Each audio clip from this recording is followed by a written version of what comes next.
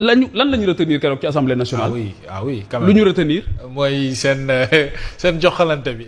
wala de grande dame aussi ndax vice-présidente la ñu am actuellement ci conseil constitutionnel. oui donc loolu nekk loo xamante ni lu am signification la. di dellu di ñaanalaat tamit ki nga xamante ni moo ko jiite woon sunu borom xare ko aljana te gën a dotti yërmandeem ci moom. di wax ne rek jàngat bi ma ciy njëkk a def. mooy décision bi dafay appeler à plus d'humilité de la part de mes collègues, notamment ceux qui avaient porté cette loi. Une majorité, elle doit être intelligente. Elle ne doit pas être écrasante, au figuré comme au propre. Surtout majorité bii ak ni ñu def ba ñëw au pouvoir ak fi ñu jaar yépp dañu laaj ñu am dal, dañu laaj ñu am sérénité. dafa laaj ñu bañ a jëfandikoo doole waaye dafa laaj ñu waxtaan di déglu ñi nga xamante ni ñoom la ñu bokk réew mi dañ ko bokk. loolu nag kon jàngat bi mu ci njëkk a def mooy conseil constitutionnel tey daf leen delloo ne leen dal leen ngeen am beaucoup plus de sérénité, de lucidité et d'humilité. loolu mooy jàngat bu njëkk bi. beneen bi tamit dafa tëj buntu boo xamante ni buñ ko tijji woon képp koo xamante ni ñëwati nga ci à la tête du pays ci bopp réew mi. di nga jël say député ñu interpréter la ay loi def ko nu mu ko soobee te loolu dafay tijji buntu boo xamante ni buñ ko tijjee. un précédent dangereux. un précédent très dangereux. bii tamit li ci gën a yéeme mooy démarche bi dafa doon wane ne la loi moom bi mu doon interpréter bi ñu indi dafa amul un caractère général et impersonnel. te baaxu loi mooy amul xajj amul seen day tëdd njaaxaanaay moo tax ñu naan foofu la mbaxane doone benn te loolu dafa nekk loo xamante ni.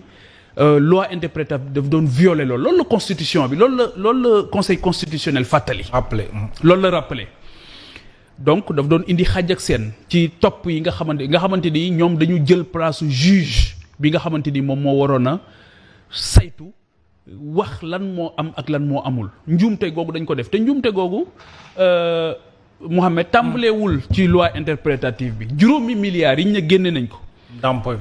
dampee ko ay victimes. foofu dañ faa jël place juge parce que juge rek te loolu du njub du maandu du dëgg du dara parce que juge rek ak justice rek ñoom ñoo mën a wax ñii ñooy victime. ginnaaw ba ñu ko saytoo def ci enquête ba xam kan mooy victime ak kan moo ko doonul. kan mooy victime donte sa noon la kan moo dul victime donte sa xarit la kan mooy victime donte sa noon la waaye victime la ci mbir mi kan moo dul victime. donte sa xarit la du victime donc loolu lu am solo. d'où l'importance de la justice moo tax ñu soxla justice. exactement keroog yonent bi sallallahu alayhi wasallam bi mu tijjee Makka dafa wax ne nga xam moo téye doole yëpp dafa wax ne képp koo xamante ni tooñ nga ak koo mën a doon di nga fi néew doole ba keroog ñuy jël aqi jàmbur di ko delloo képp koo xamante ni tooñ nañ la ak loo néew doole di nga fi am doole ba keroog ñuy jël sa aq di la ko delloo. loolu xewul ci loi interprétative bi mais xewul ci juróomi milliards yi nga xamante ni sa alal daf ci nekk sama alal nekk ci alalu Samba nekk ci alalu Demba nekk ci ku nekk sa alal nekk ci ñu xëy génne ko ñoom ñu ne taxawal nañ seen commission boo xam xamoo ñu ci ne xawma ñu ci ne et cette question a été posée à l'Assemblée nationale boo laajee question sax yi gën a simple nga xamante ni yow lu leer nga ciy jublu ak loo xamante ni dina tax ëllëg du doon aw xas waaye aw tagg lay doon ci suñu réew dañuy dal ci sa kaw jàpp ne dafa am looy waxe alors que li ngay wax rek mooy bu ñu tijji buntu yoo xamante ni pour ñu tëjaat ko day métti donc il n'y a que la justice moom rek moo mën a qualifier victime kan moo ko doon ak kan moo ko doon. alors satisfaction bi nga am loolu moo tax d'ailleurs appel bi ci loi bi ñaar mooy am lii honorable député Thierno Alassane Sall defoon mooy une abrogation totale. proposé ko lu njëkk. abrogation totale soit on abroge totalement soit on maintient la loi d'amnistie ñu jàll ci leneen mais lii moom xam nga nu mu tudd ay tappale la woon yoo xamante ni teguwul ci dëgg teguwul ci njub teguwul tamit ci loo xamante ni dina mën a garantir sunu ëllëg way woo xamante ni way wu rafet la loolu moo tax conseil constitutionnel bi nga xamante ni mooy garantir sartu réew mi constitution réew mi mu delloo si la ni nga xamante ni ma rafet ko parce que noonu nga koy gisee États-Unis noonu nga koy gisee ci démocratie yu mag yi ñu def dara ñu ne leen attention lii jubul kër nañ ko delloo. alors ce sentiment de satisfaction bi nga am en tant que honorable député daf ñuy may ñu laaj ñu sa taxawaay ci ba ñuy waxtaanee mbiri ci assemblée nationale cette loi interprétative lan la honorable député Papa Djibril Fall taxawee woon. j'étais contre man bi dama voté ak yan argument man biñ koy indi assemblée nationale.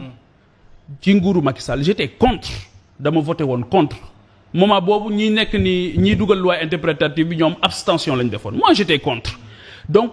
xam nga benn boroom xam-xam dafay wax ne on peut tout soutenir sauf l'inconséquence donc moi j'ai été conséquent je ne peux pas ne pas être d'accord sur quelque chose ba pare ñëw naan dama koy interpréter donc loolu moo tax je suis resté cohérent sur ma démarche donc et que keroog les députés qui ont parlé parce que bul fàtte ne les non inscrits une portion congrue la ñu am ci wax ji donc ñi doon dem keroog di wax ñëpp la ñu waxal ñi nga xamante ni ñoom ñoo fa nekkuloon et aujourd'hui je pense que c'est pas une victoire encore une fois de l'opposition gis naa ñu koy interpréter comme une victoire de l'opposition ou du pouvoir c'est une victoire du bon sens waaw.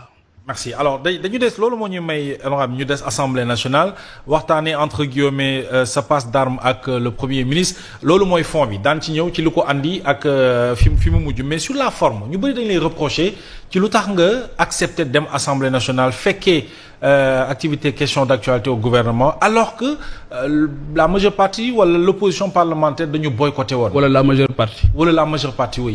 Donc la majeure partie oui. Voilà donc xam nga j'ai tellement de respect pour les députés ak ku mu mën a doon ak ku ñëw ak ku ñëwul ku ci nekk am nga ay raisons mais keroog man taxawaay bi ma fa taxawaloon opposition bi yëpp laa ko taxawal.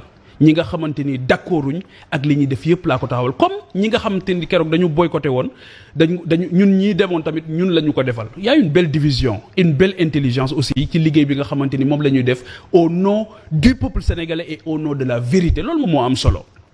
beneen bi tamit mooy bon nee nga ñu bëri ñoo ngi ma koy reprocher bon je découvre que Mohamed moom ma koy reprocher. on entend dire oui lu tax Pape dem. voilà mais gis nañ ne dem bi amoon na njëriñ parce que lan la ñu retenir keroog ci assemblée nationale. ah oui quand même lu ñu retenir. mooy seen joxalante bi. kan moo tax mu génne li mu génne keroog. évidemment mais wane ne dugal na loxoom ci justice bi parce que am na dossier boo xam ne man maa ko jël en main. oui wane na tamit ne moom. moo tax ma fàttali ko ne ko Cheikh Serigne Fallou Mbacké daf doon wax ne radiyallahu ta'ala anhu nit ñi ku xajowul seen bang matoo leen kilifa. beneen bi aussi ma fàttali ko ne moom il a un pouvoir dérivé de l'exécutif il n'est pas l'exécutif donc cela veut dire quoi cela veut dire que aujourd'hui la séparation des pouvoirs dafa war a nekk une réalité surtout ak li ñu dund yëpp ci Sénégal. N'oubliez pas que c'est le président qui a dit qu'il voulait un premier ministre super fort. loolu je laisse ça d'accord je lui laisse l'entière donc pour ma jeexal foofu. oui li suñ taxawaay keroog dafa am solo et j'ai vu que quand même man li ma gis mooy que nit ñi rafetlu nañ ko. nit ñi gis nañu ne. li tax aussi ñu yóbbu ñu assemblée nationale ñoo ngi koy matal te li tax ñu yóbbu ñu assemblée nationale mooy wax dëgg donte dañ lay rey. alors suivant bi. waaw lan moo interpellé wala ci yan sujet aspect nga interpellé le premier ministre ba. ci tontam wala ci ba mu lay tontu mu yëkkati kaddu yi mu yëkkatee ni mu ko yëkkatee itam njàngat yi nga ci war a mën a def yow. xam nga moom ak ni muy waxee xam nga ku ci nekk rek ak ni la yàlla bindee ak aussi ni nga xamante ni mooy sa melokaan man dama def rek lu dul wax li nga xamante ni moom mooy yóbbal yi ma amoon. li ci jiitu mooy en tant que député naturellement. en tant que député li ci jiitu mooy la question des licenciements mooy ndax dañu gis ne. bi nguur gi ñëwee ba tey